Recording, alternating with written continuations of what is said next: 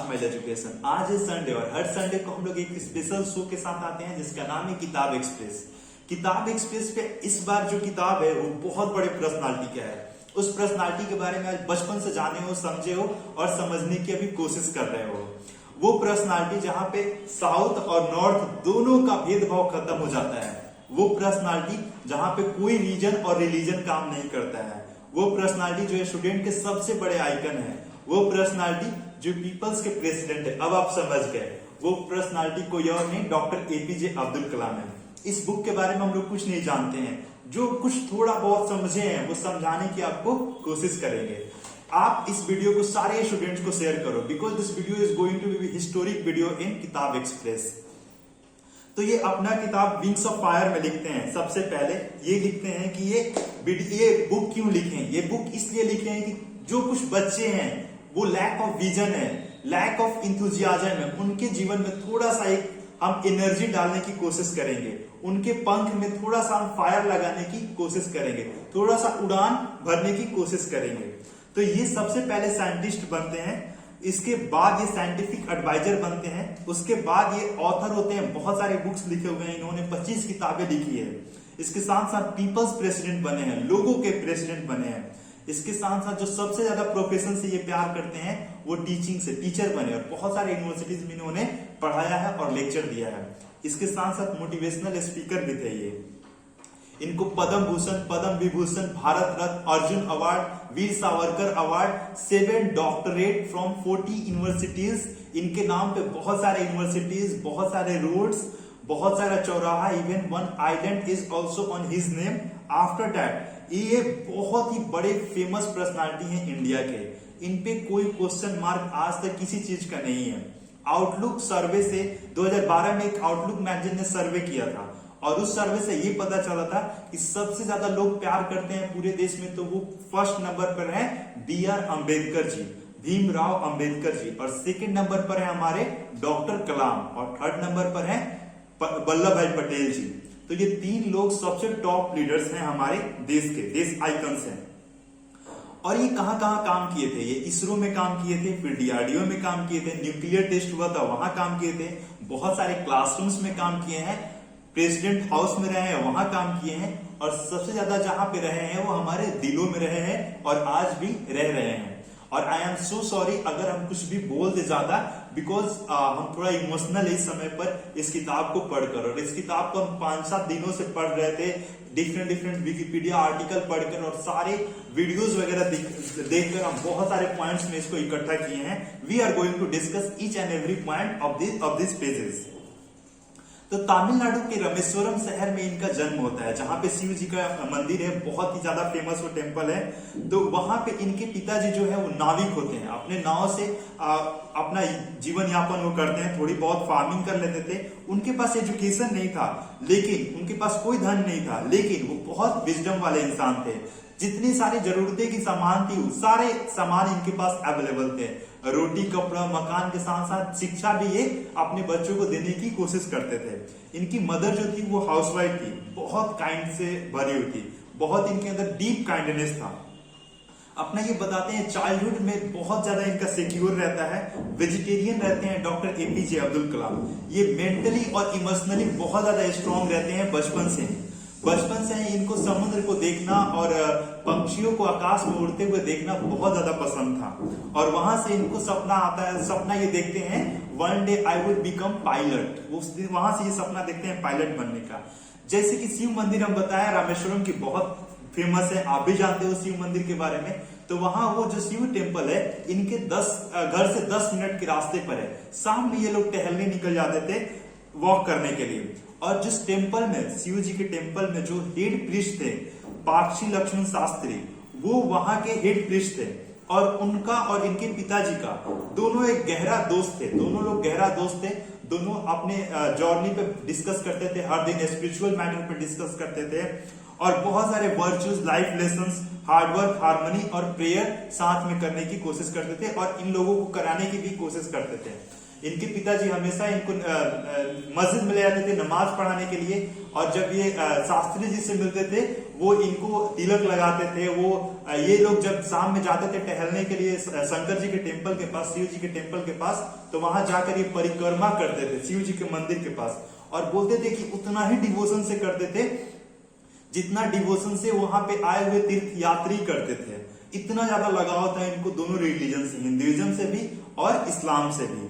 तो ये बताते हैं कि श्री सीताराम कल्याण यात्रा होता था उस समय पर, जहाँ की एक सेरेमनी, एक पूजा होता था। उस समय इनके पिताजी अपने नाव से श्री राम जी का छोटा सा एक जो भी आइडल था, मूर्ति था, अपने नाव से ले जाते थे पूजा वाले प्लेस पर। रामेश्वरम से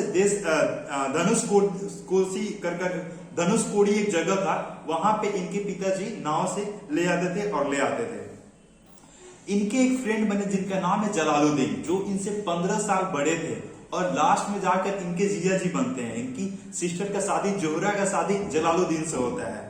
तो ये दोनों शाम में घूमने निकल जाते थे शिव टेम्पल जी की तरफ, उधर जाकर परिक्रमा करते थे, और जब परिक्रमा करते थे तो बोलते थे कि एक वाइब्रेशन ऑफ एनर्जी ट्रांसफर होता था मेरे अंदर, और मेरा पास होता था, और हम उस एनर्जी को महसूस करते थे शिव जी के मंदिर के पास।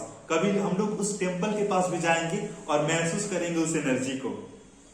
ये बोलते हैं जलालुद्दीन हमेशा पढ़े लिखे लोगों के बारे में बात करते थे, लिटरेचर के बारे में बात करते थे, मेडिकल साइंस के बारे में बात करते थे, रिसर्च डेवलपमेंट और बहुत सारी दुनिया की इंफॉर्मेशन ये बताते थे डॉक्टर कलाम को। उस समय तो ये डॉक्टर कलाम नहीं थे, सिर्फ कलाम थे। फिर क्या हुआ कि 1900 आपको पता ही है 39-40 के करीब में वर्ल्ड वॉर सेकेंड स्टार्ट हुआ, और जब वर्ल्ड वॉर सेकेंड स्टार्ट हुआ तो ये 7 या 8 साल के थे। और जब वर्ल्ड वॉर स्टार्ट हुआ तो रामेश्वरम जो स्टेशन था वहां पर ट्रेन आनी कैंसिल हो गई। अब जब ट्रेन आनी कैंसिल हो गई तो इनके जो भाई थे शमसुद्दीन, जो चाचा के लड़के थे, वो पेपर बेचते थे। अब पेपर बेचने के लिए उस स्टेशन पर उतारते थे, तो अब उतारे तो कहाँ उतारे, तो फिर क्या करते थे वो कि चलती ट्रेन से पेपर फेंक देते थे, और डॉक्टर कलाम जाकर उसको इकट्ठा करते थे और इकट्ठा करके घर ले आते थे, और उसके लिए इनके चाचा का लड़का इनको कुछ पेमेंट करते थे डॉक्टर कलाम को, और ऐसे ये पहला अपना पैसा कमाते हैं और उस पर ये बहुत ज्यादा प्राउड फील करते हैं। उसके बाद ये रामायण और महाभारत की बहुत सारी स्टोरी सुनते थे जब ये सोने जाते थे। हर दिन हर रात इनको इनकी मम्मी इनको सुनाती थी बहुत सारी स्टोरीज। एक बार की बात है जब इनके टीचर जहां इस स्कूल में पढ़ते थे, इनके टीचर इनको पीछे बैठा दिए, सबसे लास्ट बेंच पर बैठा दिए। क्यों बैठाए? क्योंकि शास्त्री जी का लड़का जो हेड पुजारी थे और ये दोनों साथ में बैठे थे, उनका लड़का और ये। अब हिंदू मुस्लिम साथ में बैठा हुआ है तो टीचर को अच्छा नहीं लगा और टीचर इनको पीछे बैठ दिए। तो इन अपने घर पर जाकर बताएं, इनके पेरेंट्स अगला दिन आकर टीचर को कंप्लेन किए और बोले कि आपको यहाँ पे शांति से पढ़ाना है तो पढ़ाइए, वरना आप स्कूल छोड़कर जा सकते हैं। उसके बाद ये वहां पे ये फर्स्ट बेंच पर बैठने लगे और कंटिन्यू अपना एजुकेशन करने लगे। इनके ब्राह्मण फ्रेंड्स थे, 3 फ्रेंड्स, तीनों ब्राह्मण थे, और तीनों के साथ ये मिलजुल कर अपने चाइल्डहुड को बहुत ज्यादा सेलिब्रेट करते थे।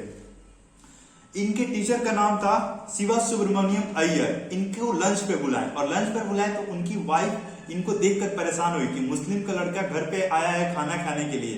फिर वो खाना देने से मना कर दी, तो इनके टीचर अपने से जाकर खाना निकालते हैं और खाना निकालकर परोसते हैं, और दोनों प्रेम से बैठकर खाना खाते हैं। और जो इनके टीचर की वाइफ रहती हैं वो पीछे से देखती हैं, तो ये देखकर इनको बहुत अचंभा महसूस होता है। ये बहुत ही आश्चर्यजनक हो जाते हैं कि ये क्या देख रही हैं, कि मैं कैसे खा रहा हूँ या कैसे पानी पी रहा हूँ या कैसे अपने फ्लोर को साफ कर रहा हूँ। फिर इनके टीचर अगले सप्ताह भी बुलाते हैं खाने पे, तो फिर अगले सप्ताह इनकी जो मैडम रहती हैं, जो टीचर के वाइफ रहती हैं, वो खाना सर्व करती हैं और धीरे धीरे एक बदलाव ये देखते हैं। तो फिर इनके टीचर बोलते हैं कि प्यार से सब कुछ जीता जा सकता है। कुछ दिन पढ़ने के बाद आइलैंड पे ये रामनाथपुरम जाते हैं। वहां पे ये अपने हाई स्कूल की शिक्षा के लिए जाते हैं, और वहां पे इनको अच्छे अच्छे टीचर्स मिलते हैं, अच्छा एनवायरनमेंट मिलता है। वहां पे इनको अय्यादुरी सोलमन मिलते हैं। उसके बाद रामाकृष्णन अय्यर मिलते हैं जो मैथमेटिशियंस रहते हैं। वहां पर जाने के बाद इनको घर की बहुत याद आती है, माँ के हाथ का भोजन, वहां का शांति, वहां का हारमोनी, वहां का वॉक, वहां के फादर का प्यार, सब कुछ इनको याद आने लगता है। तो फिर वो कोई भी चांस मिस नहीं करते हैं घर जाने का। जब भी इनको मौका मिलता है घर चले जाते हैं। लेकिन पापा इनको हमेशा कलेक्टर बनाना चाहते थे। कलेक्टर उनको बोलते हैं डीएम को, डिस्ट्रिक्ट मजिस्ट्रेट जो होता है, साउथ में कलेक्टर लोग बोलता है।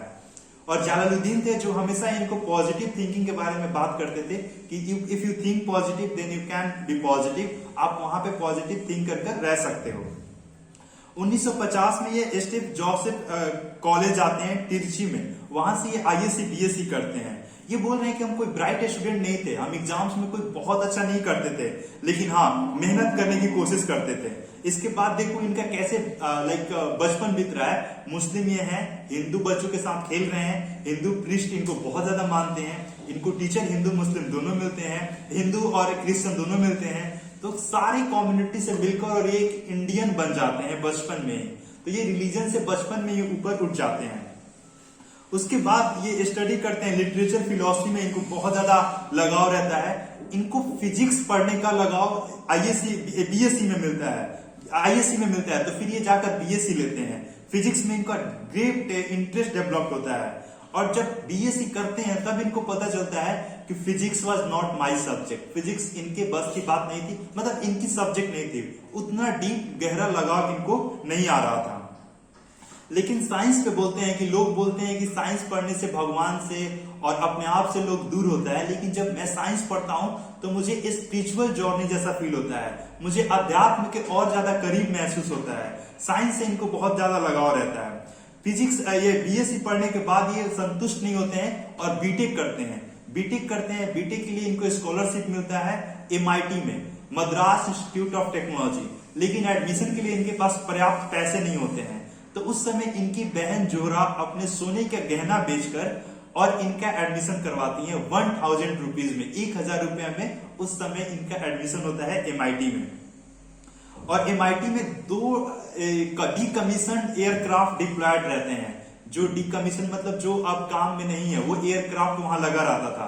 तो जब सारे स्टूडेंट्स चले जाते थे तो ये जाकर और उन दोनों डीकमीशन एयरक्राफ्ट के पास बैठकर और बहुत ज्यादा अट्रैक्टेड महसूस करते थे डॉक्टर कलाम, और वहां से इनका जो पायलट बनने का सपना था वो और ज्यादा गहरा होते चला गया, वो और ज्यादा गहरा होते चला गया। ये टीचर से बहुत सारे पॉइंट्स पे डिसएग्री फील करते थे, लेकिन टीचर इनको सपोर्ट करते थे क्योंकि ये ब्राइट स्टूडेंट थे। पैशन और परफेक्शन दोनों इनमें वहीं से डेवलप हुआ, इनके कॉलेज के दिनों से, एमआईटी से। 3 ईयर एमआईटी में जब ये रहे तब इनको महसूस हुआ कि जो मेटेरियलिस्टिक वर्ल्ड है उसमें हम लोग अपने आप को सेटिस्फाई नहीं कर सकते हैं। अपने आप को सेटिस्फाई 2 ही चीज में कर सकते हैं, कंटिन्यूअस नॉलेज और एक अपने आप के इंटरनल बॉडी को फील कर, इंटरनल वाइब्रेशन को फील कर। इन्हीं 2 चीजों के बस बाद ये अपने आप को एक अच्छा आदमी महसूस कर सकते हैं। ठीक है, इसके बाद ये बात करते हैं कि इनको एक प्रोजेक्ट मिलता है कि इनको लो लेवल अटैक एयरक्राफ्ट बनाना है। इनके जो डायरेक्टर हैं वो सारे बच्चों को प्रोजेक्ट देते हैं, इनको भी प्रोजेक्ट मिलता है। 1 महीना का टाइम मिलता है, उसके बीच में ये सबमिट जब करने जाते हैं अपने ड्राइंग वगैरह प्रेजेंट कर तो बहुत सारे पॉइंट्स पे वो इनको नकार देते हैं, ये सही नहीं है, वो सही नहीं है, ऐसे वैसे। फिर बोलते हैं जो इनके प्रोफेसर श्रीनिवासन रहते हैं, डायरेक्टर रहते हैं जो एमआईटी के, कि 3 दिन में अगर तुम प्रोजेक्ट बना कर दिए तो ठीक है, अगर 3 दिन से ज्यादा डिले हुआ तो मैं तुम्हारा स्कॉलरशिप को कैंसिल कर दूंगा। ये बहुत सारे एक्सक्यूजेस दिए कि 3 दिन में कैसे होगा, ये वो ऐसे वैसे, लेकिन कोई वहां पे काम नहीं हुआ। बोले 3 दिन तो बस 3 दिन। अब ये 72 घंटा तक ना कुछ खाए, ना पिए, ना सोए, ना कुछ भी नहीं, सिर्फ अपने लैबोरेटरी में काम करते रहे। इनके साथ के सारे बच्चे चले गए और ये कंटिन्यूअसली डेडिकेटेड वे में काम करते रहे। ये जाकर फ्राइडे से अपना काम स्टार्ट किए थे और संडे के इवनिंग जाते जाते कंप्लीट के लगभग करीब था, तब तक प्रोफेसर श्रीनिवासन इनके पास जाते हैं और जाकर और इनका देखते हैं तो अबाउट टू कंप्लीट का प्रोजेक्ट। फिर इनको गला से लगा लेते हैं और इनके आंख से 2 आंसू के बूंद टपकते हैं। उसी समय तमिल संगम हुआ था। अभी ये तमिल संगम चल रहा है वाराणसी में, मोदी जी के कंस्टिट्यूएंसी में। उस समय भी ये तमिल संगम हो रहा था और ये ऋषि अगस्त्य के टाइम से होते चला आ रहा है। उस समय का ये परंपरा है और अभी तक होते चला आ रहा है। ये हिंदुइज्म से बहुत सारे पॉइंट्स पे डिस्कस करते हैं और बहुत ज्यादा कनेक्टेड फील करते हैं। बोलते हैं प्री रामायण पीरियड का ये तमिल संगम चल रहा था, उसमें ये एक एसे लिखते हैं और इस एसे का नाम रहता है let us make our own aircraft. चलो हम लोग अपना खुद का एयरक्राफ्ट बनाते हैं और इनको फर्स्ट प्राइज उसके लिए मिलता है।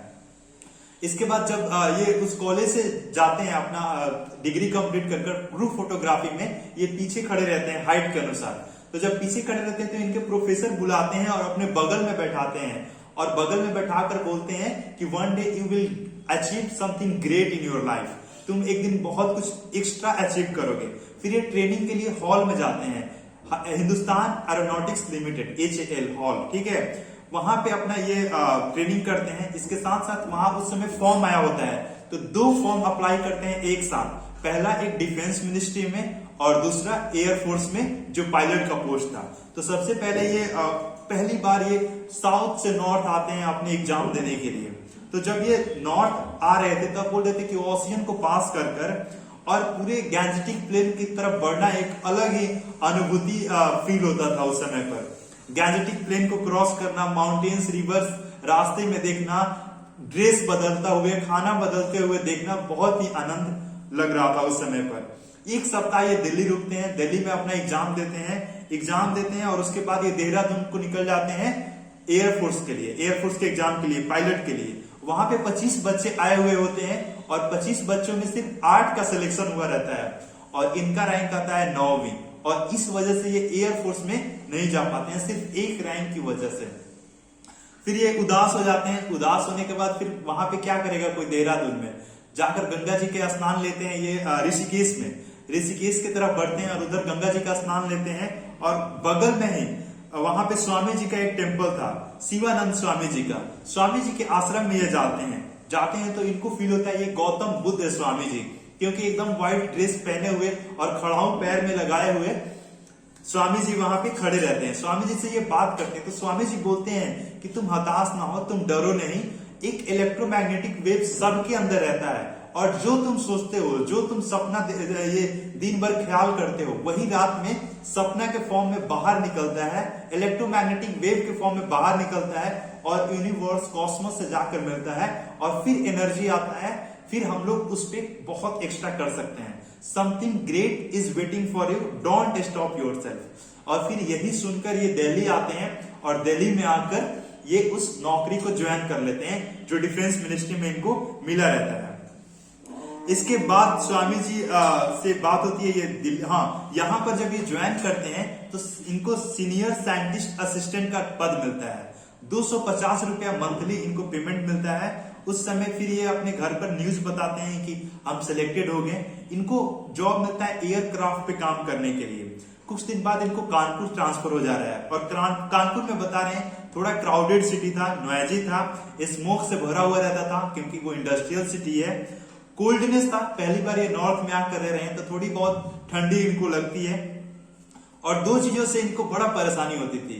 एक तो खाने में हमेशा हर चीज में आलू, पोटैटो और दूसरी इनको पान च्यूइंग से, कानपुर के लोग बहुत ज्यादा पान खाते थे तो दोनों चीजों से ये बहुत ज्यादा परेशान हुआ करते थे।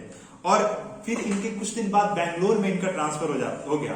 तो फिर ये देखते हैं कैसे सिचुएशन चेंज करता है दूसरे पार्ट्स ऑफ आवर कंट्री में। वहां बताते हैं कि बहुत नौकरशाह लोग डॉग अपना लेकर और निकल जाते थे सुबह में टहलाने के लिए। बड़ी बड़ी मॉल्स थी, इसके साथ साथ बहुत ही फास्ट सिटी था। वहां पर ये अपने प्रोजेक्ट पर काम करते हैं। तब वीके कृष्णा मेनन जो होते हैं उस समय के डिफेंस मिनिस्ट्री, वो आते हैं प्रोजेक्ट को देखने के लिए। वो प्रोजेक्ट देखने आते हैं तो हॉवरक्राफ्ट बना रहे होते हैं ये लोग, जिसका नाम है नंदी।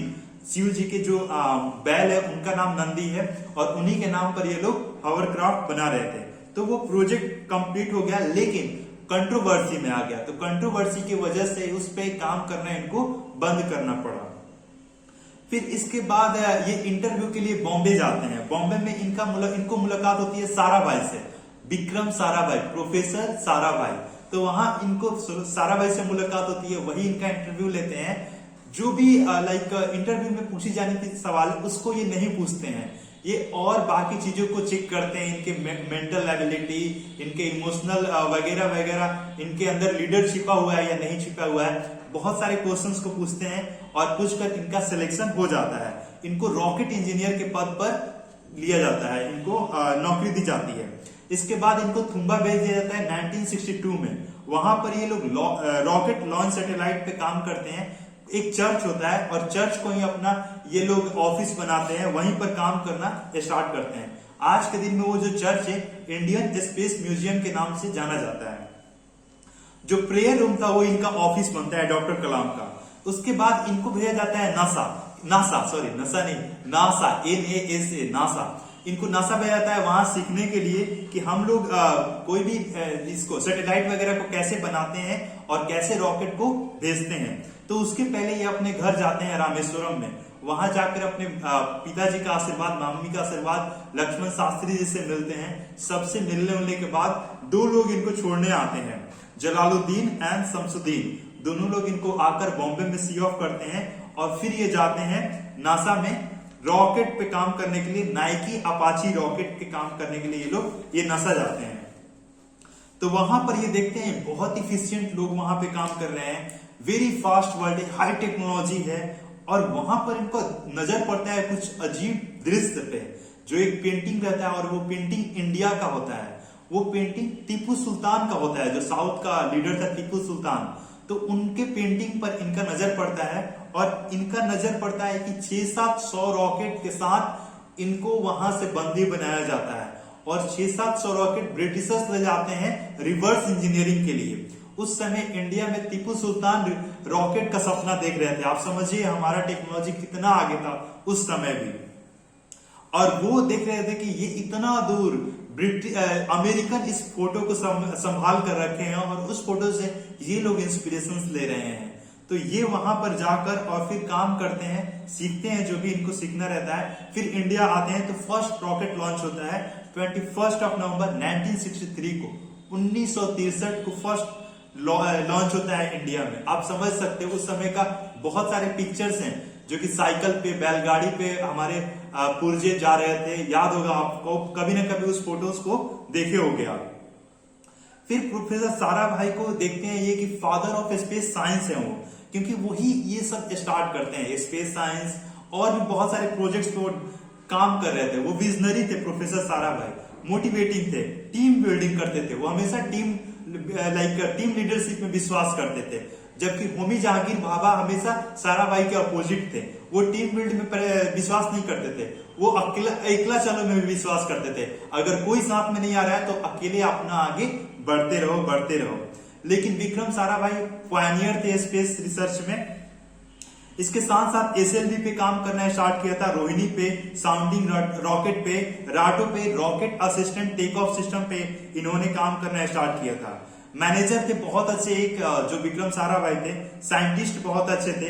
वो सारी कंट्रीज के साइंटिस्ट को बुलाते थे इंडिया में और इंडिया के साइंटिस्ट से बात कराते थे, जैसे कि USA, Russia, France, Germany, Japan.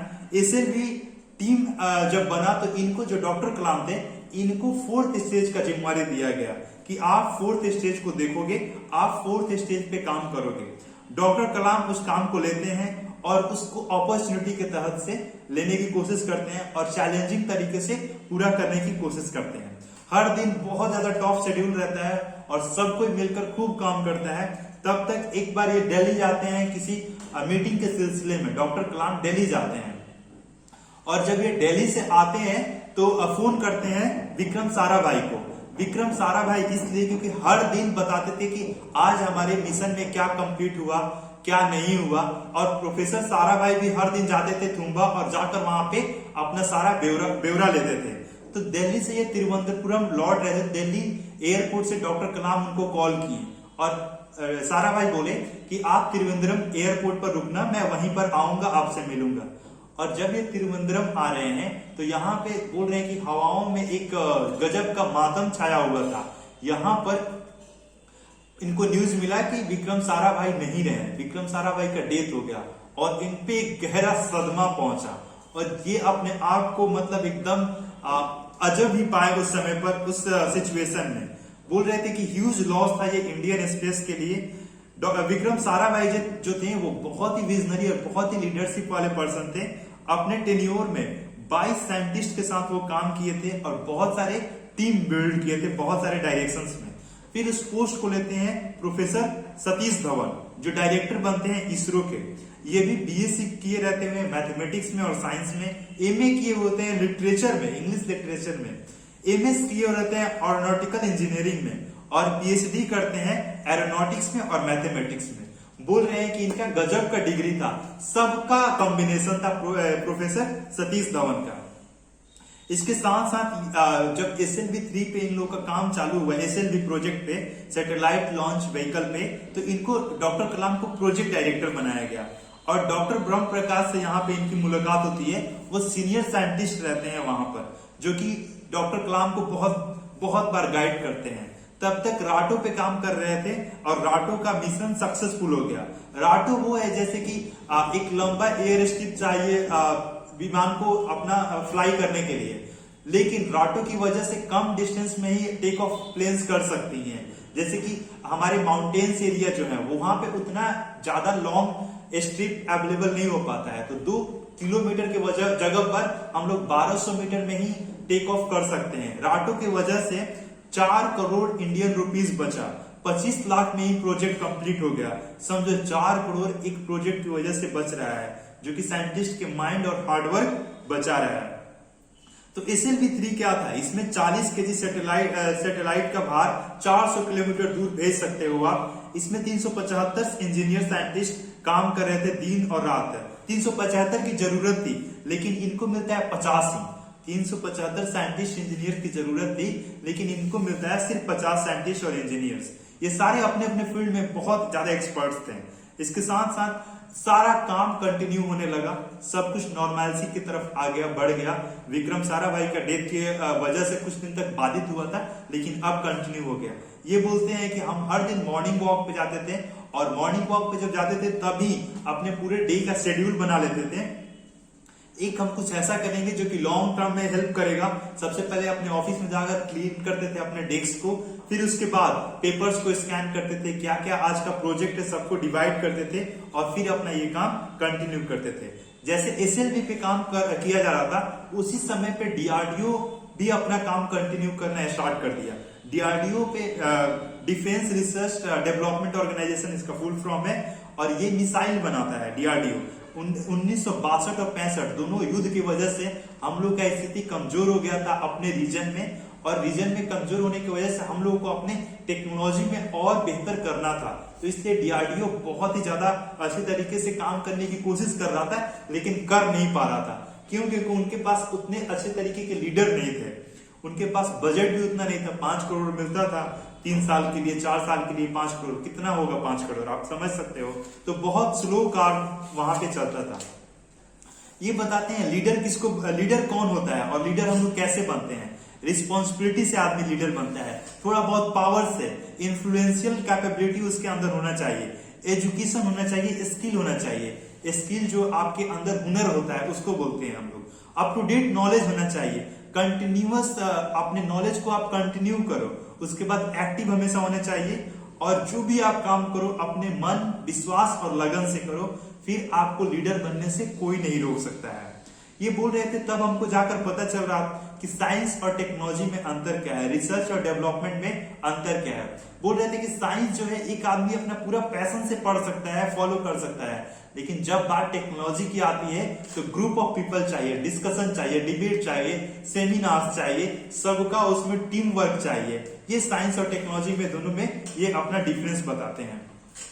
धीरे धीरे इन लोगों को सक्सेस मिलने लगा था। जैसे 1975 में साउंडिंग रॉकेट ये लोग भेजे थे, उसके बाद 76 में सब ऑर्बिटल फ्लाइट भेजे थे, इसके बाद 78 में फाइनल ऑर्बिटल रॉकेट्स ये लोग बनाए थे।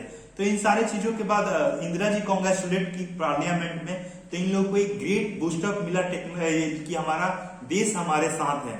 इसके साथ साथ इनको थोड़ा बहुत सेटिस्फैक्शन मिला कि हम लोग अच्छे डायरेक्शन में काम कर रहे हैं। तब तक डेथ ऑफ जलालुद्दीन का डेथ हो जाता है। डेथ ऑफ जलालुद्दीन के नॉलेज इनको इंफॉर्मेशन मिलता है, तब ये बहुत ज्यादा हताश हो जाते हैं। अब ये क्या करें, इनको कुछ नहीं पता होता है।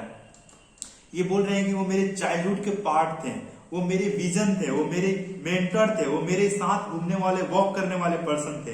वो शाइनिंग सैंड्स पे चमकते हुए देखना हम दोनों को पसंद होता था, डांसिंग टाइड्स को देखना पसंद होता था हम दोनों को।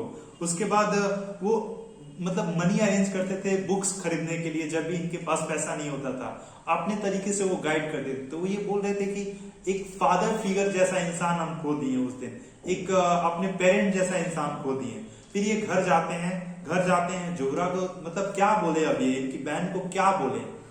इनका 4 साल का छोटा सा बच्चा होता है। फिर ये सबको कंसोल करने की कोशिश करते हैं, फिर आते हैं, काम करते हैं, कंटिन्यू होते हैं वर्क में। तब तक इनकी दूसरी न्यूज मिलता है जो कि घर का ही होता है, इनके पिताजी का डेथ हो जाता है 102 साल की उम्र में। जलालुद्दीन की मौत का ये सदमा बर्दाश्त नहीं कर पाए और कुछ दिन में ही ये भी डेथ कर गए। उनको माँ के पास बैठे, माँ को समझाएं, फिर आए, फिर काम में लगे। तब तक इंफॉर्मेशन आता है कि माँ का डेथ हो गया इनके। तो कंटिन्यूअस डेथ होते गया इनके फैमिली में। फिर उसके बाद वापस आए, फिर काम करने में इनको मन नहीं लग रहा था। प्रोफेसर सतीश धवन इनको बहुत ज्यादा समझा रहे थे कि सब कुछ ठीक हो जाएगा, एक बार तुम काम में लगो, एक बार जब काम में लगोगे तो फिर सब कुछ भूल जाओगे। बहुत टफ था सिचुएशन, लेकिन फिर भी ये कंटिन्यू किए, बाउंस बैक किए। ये बोल रहे थे कि फिर जब हम लगे तो फिर हमारा प्रोफेशन रहा ही नहीं रॉकेटरी, मेरा लाइवलीहुड रहा ही नहीं रॉकेटरी, मेरा रिलीजन बन गया रॉकेटरी, मेरा मिशन बन गया रॉकेटरी। अब तो बस करना ही करना है। बैडमिंटन खेलना बंद कर दिए, हॉलीडे लेना बंद कर दिए, वीकेंड पे घूमना बंद कर दिए, रिलेशन, फ्रेंड्स सब कुछ बंद कर दिए, सब कुछ त्याग दिए, बस और बस केवल रॉकेटरी। सॉरी, लिखते हैं सिंगल माइंडेड, एक दिमाग से एक ही चीज के बारे में ये सोचते थे, सिर्फ और सिर्फ रॉकेटरी। डिवोशन, गोल, मिशन सब कुछ rocketry. Total commitment, hard work. 40 घंटे के जगह पर ये 100 घंटा काम करते थे एक सप्ताह में। मतलब 15-16 घंटा हर दिन ये काम करते थे।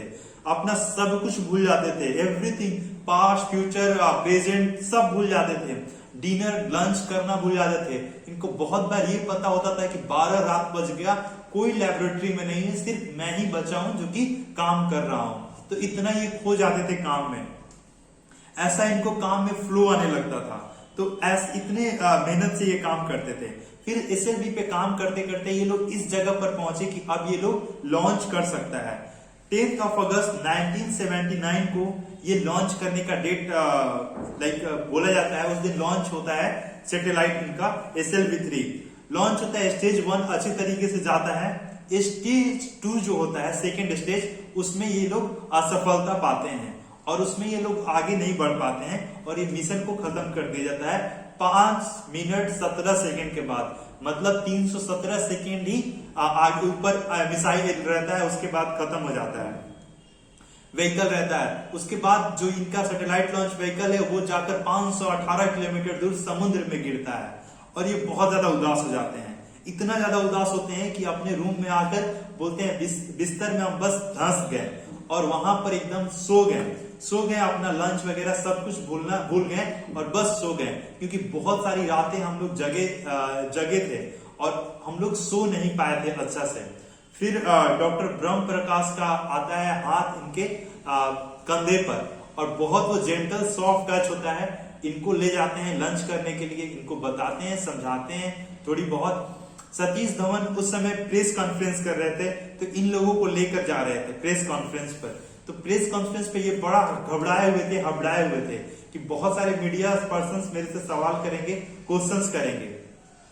लेकिन सतीश धवन पूरा जिम्मेवारी अपने ऊपर ले लिए कि ये पूरा प्रोजेक्ट का फेलियर मेरे ऊपर है, इसका जिम्मेवार मैं हूं, बिकॉज मेरे अंतर्गत ये सारा लॉन्च हुआ है। तब वहां पे इनको समझ में आता है कि लीडरशिप क्या होता है। जब फेलियर होता है तो अपने ऊपर ले लिया जाता है और जब यही मिशन सक्सेसफुल हुआ तो डॉक्टर कलाम को आगे बढ़ाते हैं कि जाओ और तुम प्रेस कॉन्फ्रेंस करो।